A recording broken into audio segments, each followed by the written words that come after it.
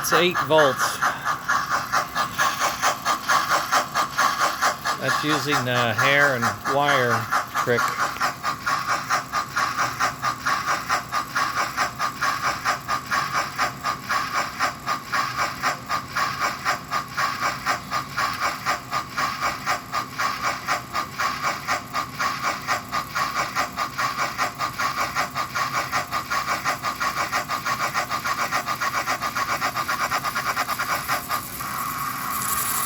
If it goes flat out, it gets pretty frickin' smoky in here.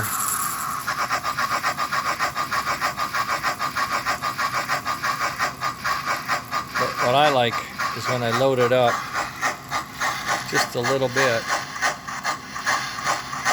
like you're pulling a load,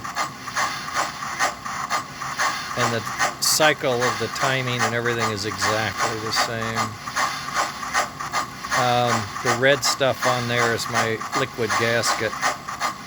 Had a lot of leaking. These mold 3D parts aren't not as flat as they may appear. They have a lot of shrinkage in those areas, so it looks like I may have to do some processing. I don't know. We'll see.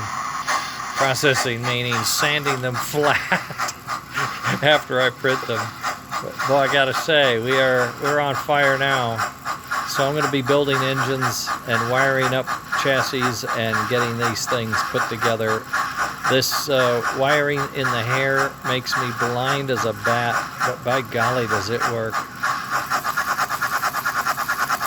I'm going to have to turn this down. I don't know what. I mean, if you took track voltage, this thing would just cook, wouldn't it?